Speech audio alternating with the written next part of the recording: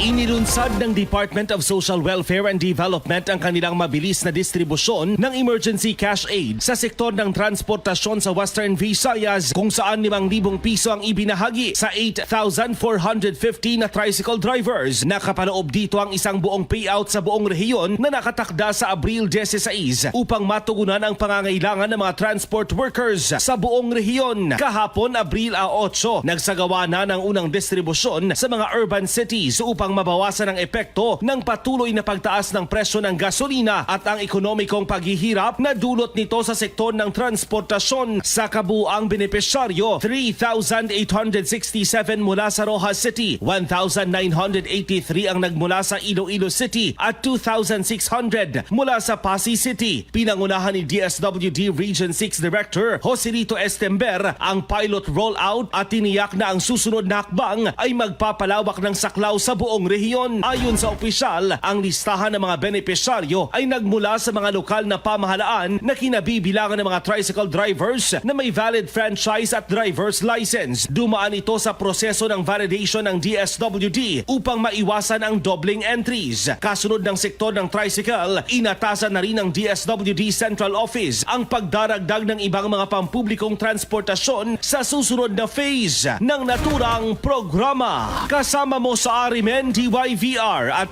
IFM Rojas, Idol Joshua Kenneth Anas. Tatak Arimen! RMN Network News.